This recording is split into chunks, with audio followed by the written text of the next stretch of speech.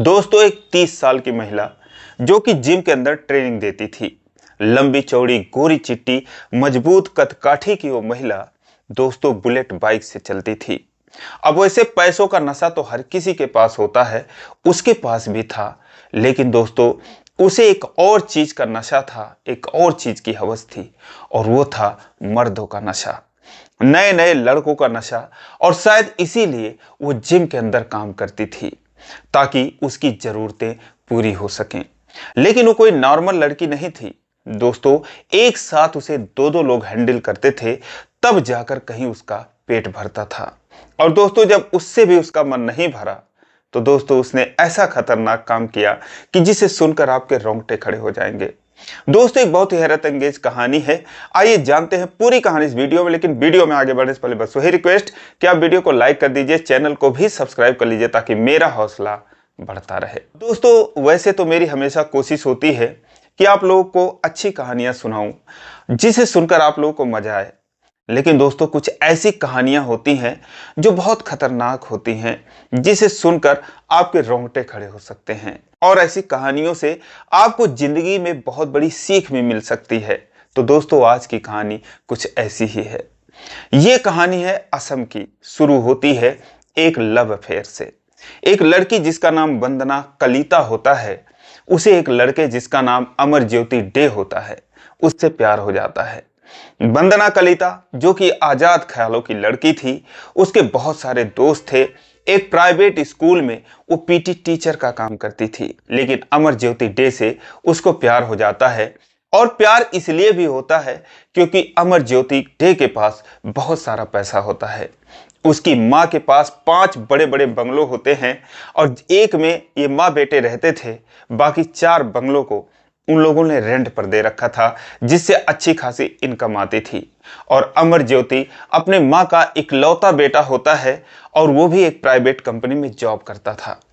तो दोस्तों यही सब देखकर वंदना ने उससे प्यार किया और दोनों ने शादी करने का फैसला किया। लेकिन जो अमरज्योति की माँ थी, जिनका नाम शंकरी डे होता है, उन्हें इस रिश्ते से ऐतराज था। वो वंदना कलिता को बिल्कुल पसंद नहीं करती थी।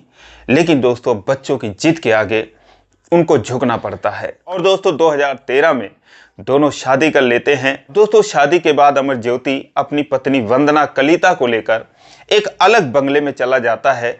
चूंकि उनके पास 5 बंगले थे, तो एक में वो चला जाता है और एक में जिसमें उसकी माँ रह रही थी, उस बंगले से 5 किलोमीटर की दूरी पर वो बंगला था, वो वहीं पर रह जाती हैं। फिलहाल किसी को कोई परेशानी नहीं थी। लेकिन दोस्तों अब धीरे धीरे जो वंदना कलिता थी, वो परिवार में अपनी स्थिति को मजबूत करने की कोशिश करती है।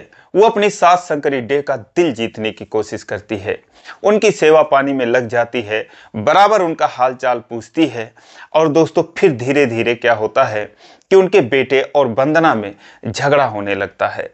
जब वंदना ये बात अपने सास से बोलती है कि वो मुझसे लड़ाई करते हैं, झगड़ा करते हैं क्योंकि मैं कोई काम नहीं करती हूँ, तो उन्होंने कहा, शंकरी डे ने कहा, कोई बात नहीं, अगर तुम काम करना चाहती हो तो क्या काम करना चाहती हो ये बताओ, मैं तुम्हारे लिए पैसे इन्वेस्टमेंट कर सकती हूँ। अब दोस्तों जो वंदना कलिता थी वो कहती है, चूंकि मैं एक फिटनेस ट्रेनर थी, पीटी टीचर थी और बराबर जिम वगैरह जाती हूँ, मुझे जिम में बहुत इंटरेस्ट है, तो आप मेरे लिए जिम खुलवा कर दे दीजिए। अब दोस्तों जो शंकरी डे थी वो कहती है, ठीक है, तुम जिम का ट्रेनिंग ले लो और उसके बाद तुम्हारे लिए मैं जिम खुलवा दूंगी। दोस्तों ऐसा ही होता है। जो वंदना कलिता थी कुछ दिन एक जिम के अंदर एज ए ट्रेनर काम करती है और धीरे धीरे जब उसमें वो एक्सपर्ट हो जाती है, तो फिर उसकी सास जो शंकरी डे थी वो उसे एक जिम खोल कर दे देती हैं, जिसमें वो अपना काम करने लगती है। लेकिन दोस्तों अब ना तो उसकी सास शंकरी डे को ये पता था और ना ही उसके पति अमरज्योति डे को ये पता था कि ये जिम क्यों खोलना चाहती है और जिम के अंदर क्यों काम करना चाहती है। लेकिन दोस्तों हाल फिलहाल वंदना कलिता आखिरकार जिम चलाने लगती है और जिम के अंदर बहुत सारे लोग जिम करने के लिए आने लगते हैं। रोज नए नए लड़कों की एंट्री होती थी और वो अपनी जो है वहां पर कसरत करते थे, अपना फिटनेस बनाते थे, अपनी बॉडी बनाते थे। और जो वंदना कलिता थी उसको यही चीज तो चाहिए थी दोस्तों, वो उन लड़कों से दोस्ती करने लगती है। अब जो उसके मतलब का लगता है उसे जो है वो एक गलत वे में उससे बात करती है और धीरे धीरे वो लड़के जो हैं उसके जाल में फंस जाते हैं। उसके बाद फिर वो उन्हें अपने घर पे इनवाइट करती और उसके बाद उसी तरीके से वो ट्रीट करती जैसा कि वो चाहती थी। और दोस्तों उसके बाद वो लड़के भी एक्साइटमेंट हो जाते थे और फिर उसके बाद वो उनसे इंटीमेट होती थी उसी घर में, अपने पति के घर में, अमर ज्योति के घर में। अब दोस्तों जो जिम का टाइम होता था वो सुबह 11 बजे तक होता था, उसके बाद फिर शाम को 4 बजे से चालू होता था। और इस बीच में जो वंदना कलिता थी दोस्तों, उसका यही काम था। लेकिन अब किसी को कोई पता नहीं कि वो घर पे करती क्या है। लेकिन दोस्तों जुर्म कितने भी सावधानी से किया जाए, एक दिन आखिरकार पता चल ही जाता है। और धीरे धीरे उसकी सास जो थी, शंकरी डे थी, उनको पता चल जाता है कि वंदना कलिता यानी कि उनकी बहू करती क्या है।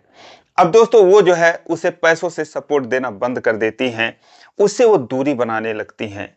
जो भी वो पैसा उसे हर महीने खर्चे के लिए देती थी या फिर जो भी उसको मदद चाहिए होती थी, जो शंकरी डे करती थी, धीरे धीरे उसकी आदतों से परेशान होकर वो उससे दूरी बना लेती हैं।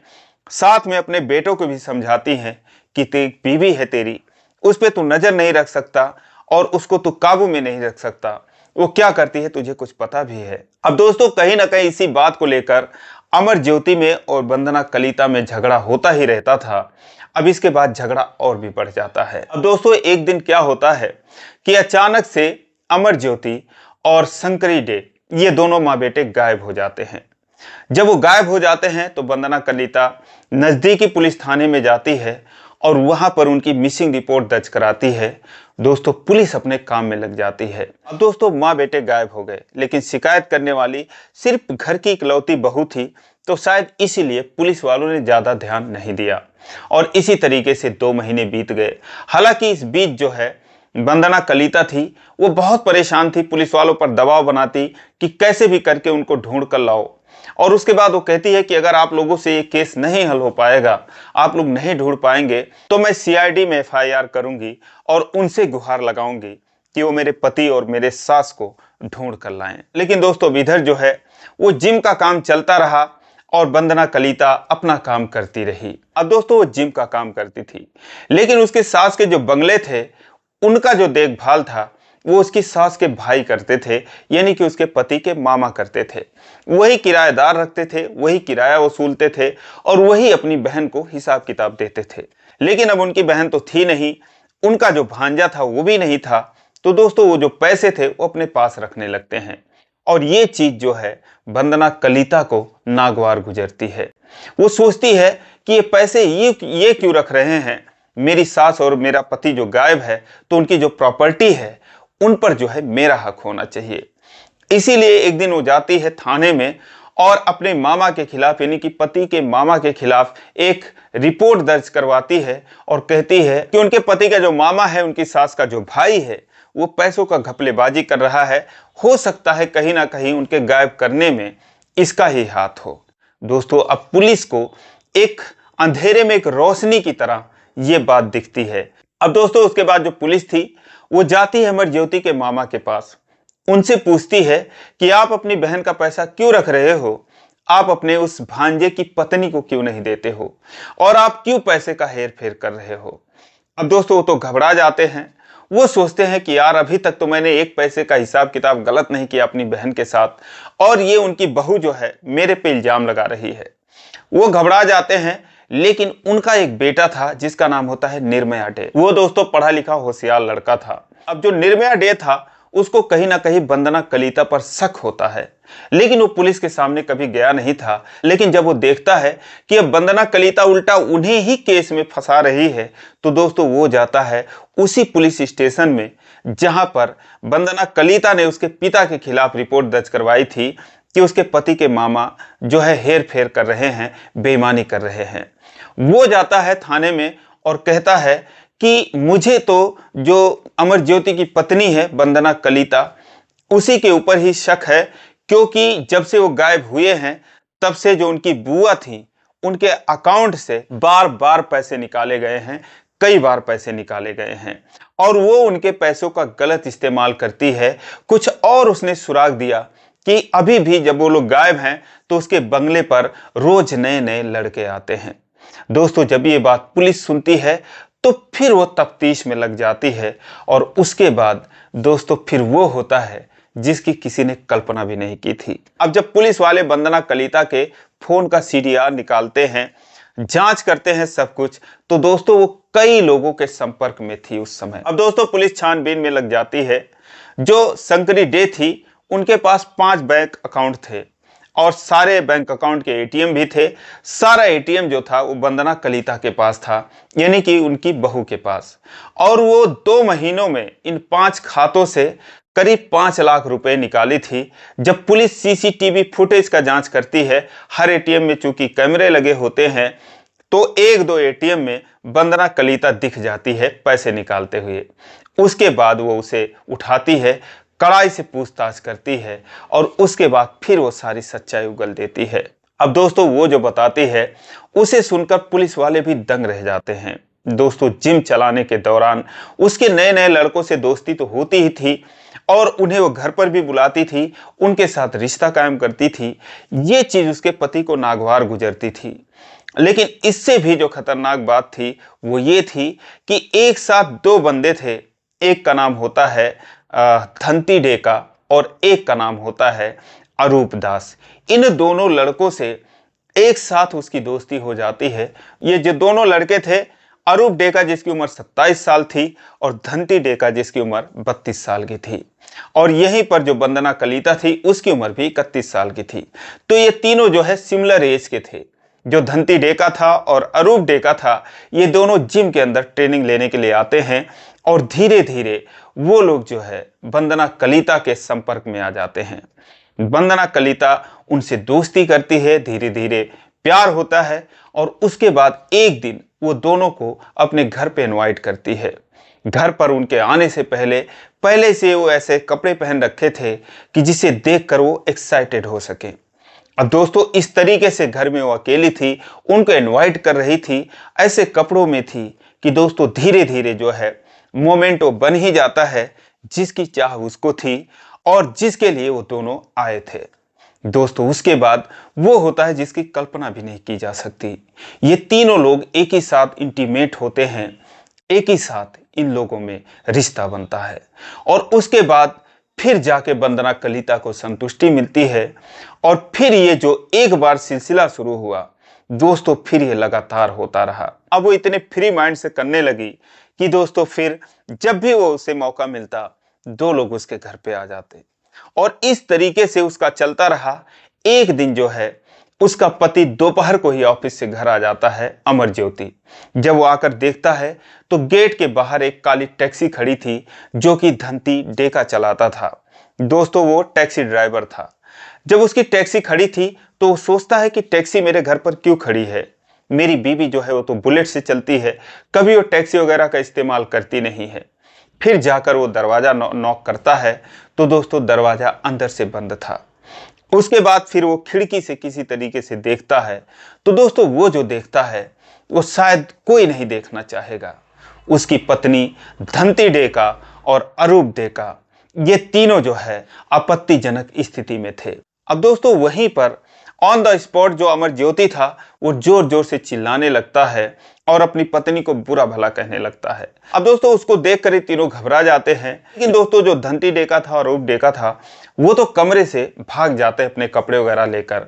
लेकिन फिर वो घर में आता है तो फिर उसकी और वंदना कलिता की जोरदार बहस हो जाती है।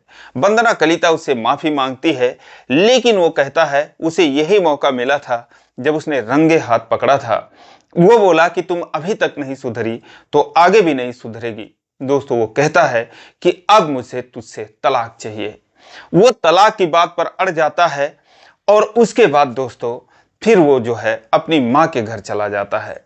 अपनी माँ से कुछ बताता है या नहीं बताता है ये अलग बात है। लेकिन दोस्तों अब जब वंदना थी उसके बाद वो उन दोनों से बात करती है तो कहते कोई बात नहीं, अगर तुझे तलाक देगा तो हम लोग तो हैं ही, और तलाक के बदले तुझे तो बहुत सारे पैसे भी मिलेंगे, तुझे टेंशन लेने की क्या जरूरत है। लेकिन दोस्तों एक बात ये भूल ही गई थी कि जितनी भी प्रॉपर्टी थी, जो 5 बंगले थे और भी जितनी भी प्रॉपर्टी थी, वो सब शंकरी डे के नाम पर थी, यानी कि उसके सास के नाम पर थी, यानी कि तलाक के बाद उसे कुछ भी नहीं मिलने वाला था। इसीलिए दोस्तों अब वो सोचती है कि जब तक ये दोनों रास्ते से हटेंगे नहीं तब तक मेरा काम आसान नहीं होगा। और उसके बाद एक और खतरनाक प्लान वो रचती है। वो सोचती है इससे पहले जो अमरज्योति है वो तलाक का केस फाइल करे, उससे पहले ही जो कुछ करना है उसको कर देना है, क्योंकि उसके बाद अगर कुछ करेगी तो सीधा सीधा वो फंस जाएगी। और इसीलिए एक दिन 26 जुलाई को वो जाती है अपने सास के बंगले पर। वहां पर वो धंती डेका के साथ जाती है और अचानक से दोनों उसे दबोच लेते हैं और तकिए से उसका मुंह दबा देते हैं। उसके बाद जब वो शांत हो जाती है तो दोस्तों फिर उसके टुकड़े टुकड़े करते हैं और उसके बाद वो उसे फ्रीज में डाल देते हैं। फ्रीज में डालने के बाद दोस्तों अब उसके पति को भी नहीं पता चलता कि आखिर उसकी माँ गई कहाँ। 2-4 दिन बाद पता चलता है अमरज्योति को कि उसकी माँ पता नहीं कहाँ गायब हो गई है। तो फिर वो अपनी पत्नी के साथ उसे ढूंढने लगता है।